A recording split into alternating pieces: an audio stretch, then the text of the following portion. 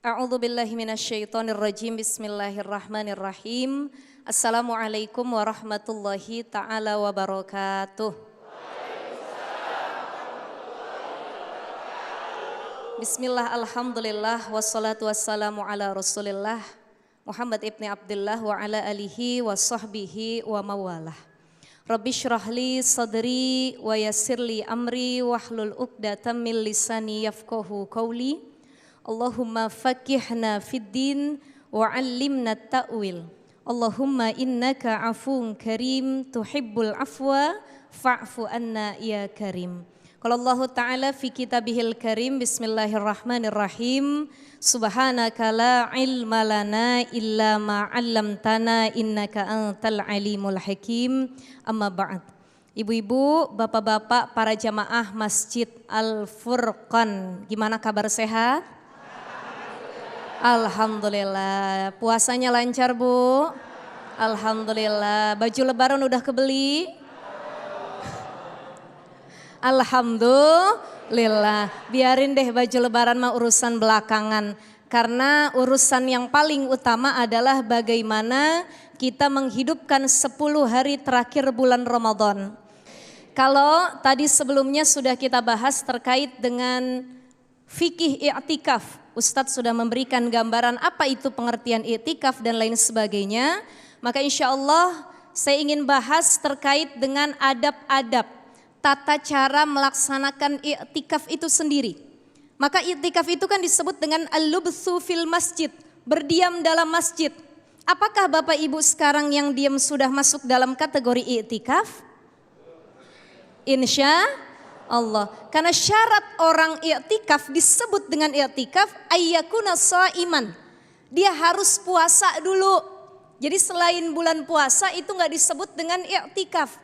Maka adab ini terbagi dua.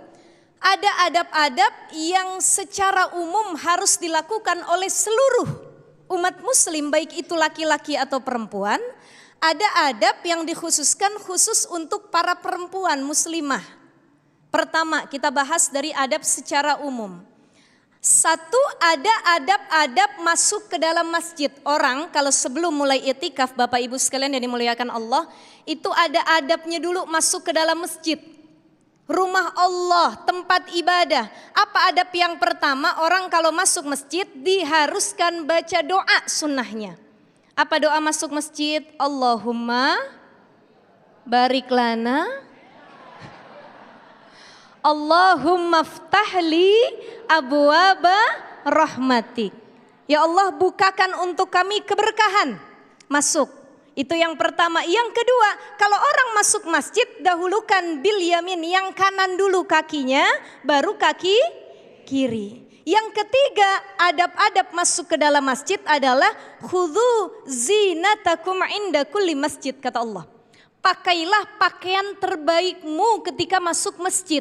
Saya pengen tanya sama Bapak Ibu, kalau kita ketemu pejabat, kita ketemu kawan, ketemu orang penting, pakaiannya yang dipakai yang bagus atau bukan? Kalau bisa yang paling mahal, betul? Tapi berapa banyak orang ketika hendak sholat, mukenanya 3 bulan, udah cetian kagak ganti-ganti. Bapak-bapak sarungnya 5 bulan kagak ganti-ganti. Padahal yang ditemuin adalah Allah. Maka makna pakai pakaian terbaik bukan siapa yang paling mahal dan bagus, tapi siapa yang pakaiannya paling pantas, paling rapi, dan paling sempurna dalam menutup aurat.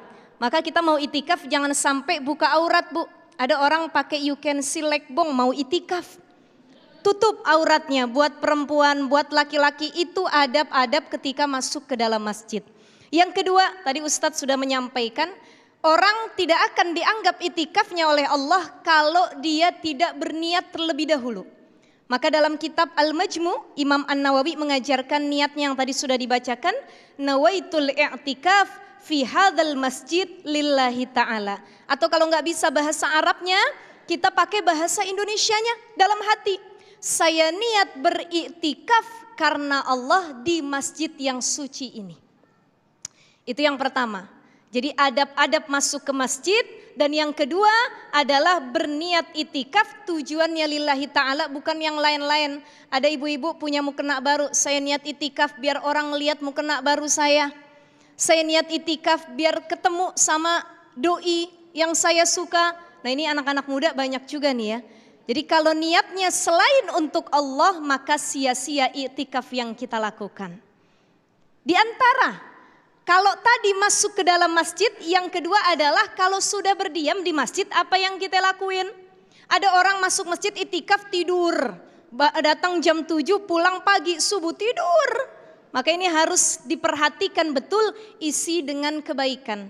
Dalam kitab Takriratus Sadidah disebutkan di antara adab-adab berdiam di dalam masjid, perkara yang harus dilakukan pertama, ayyukthira minad du'a wa dzikri wal ibadah. Orang berdiam di masjid itikaf, banyakin doa, banyakin zikir, banyakin istighfar, banyakin sholat sunnah, baca Quran.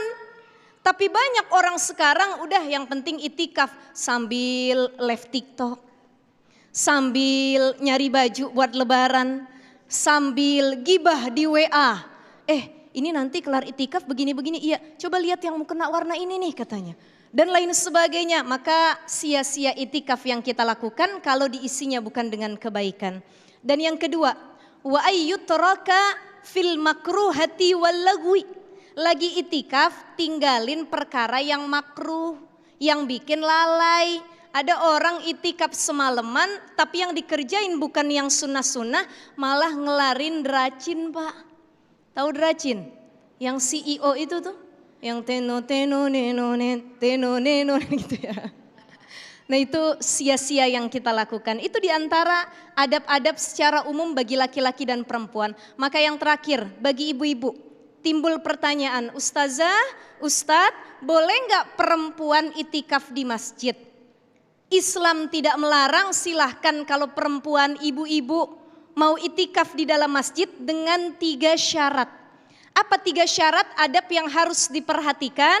Bu, Ibu, tadi kesini sudah izin sama suami? Sudah cium tangannya bolak-balik? Belum, cium tangan apa enggak Pak? Enggak, kata bapak-bapaknya. Apa syarat yang pertama Ustazah? 1, biidzni azwajihinna, perempuan boleh melaksanakan itikaf dengan syarat utamanya kalau sudah menikah dapat izin dari lakinya, dapat ridho dari suaminya. Syarat yang kedua, perempuan boleh itikaf dengan catatan tidak menjadi sumber fitnah. Sumber fitnah seperti apa? 1, tidak tabarruj. Ada orang yang mau itikaf dan dandannya kayak mau kondangan. Ada orang mau itikaf mukenanya kayak pelangi, merah kuning hijau. Maka ini masuk dalam kategori tabarruj. Dan yang ketiga, tidak berkholwat dengan yang bukan mahramnya. Kalau tempat itikaf tidak membatasi antara laki-laki dan perempuan, bercampur berbaur, maka haram buat perempuan berangkat ke masjid untuk itikaf. Terakhir, tidak ada kewajiban utama yang ditinggalkan. Misal seorang ibu yang punya anak kecil atau seorang anak yang mengurus orang tuanya yang sakit, maka perempuan yang punya keadaan demikian di rumah lebih utama daripada berangkat ke masjid. Insya Allah. Insya Allah. Baik, Masya Allah, terima kasih Ustazah Syifa Nur Fadilah yang telah melengkapi dan juga menyampaikan di segmen kedua ini. Amin, amin ya Rabbal Alamin. Nah pemirsa, di segmen berikut, kalau tadi kita telah memahami bagaimana sesungguhnya adab dan tata cara, Ustadz Azhari Nasution akan kembali memberikan tausiah bagaimana hikmah dari itikaf itu sendiri. Tetaplah bersama kami dalam Damai Indonesiaku Spesial Ramadan 1447 Hijriah.